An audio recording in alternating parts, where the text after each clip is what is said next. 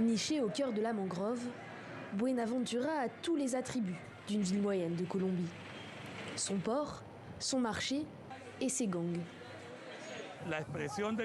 On peut observer ici à Buenaventura la manifestation du conflit armé en Colombie qui s'exprime dans les zones urbaines par le biais de groupes armés illégaux qui depuis l'année dernière s'affrontent pour le contrôle du territoire.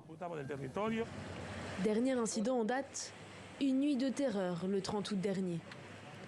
À coups d'armes automatiques, les principaux gangs de la ville, les Chotas et les Spartanos, se sont affrontés pendant plusieurs heures pour le contrôle de ce territoire stratégique. Car c'est dans ce port du Pacifique que transitent 40% des échanges internationaux du pays. Et noyés dans ce flot de bateaux, les ballots de cocaïne destinés notamment aux États-Unis.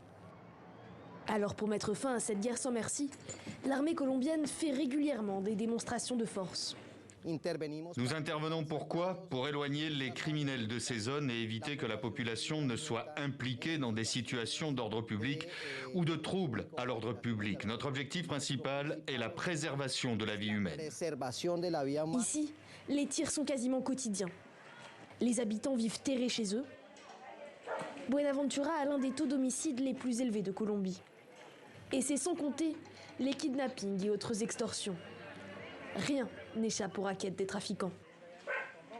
Le coût de cette guerre urbaine est payé par la ville elle-même. Comment ?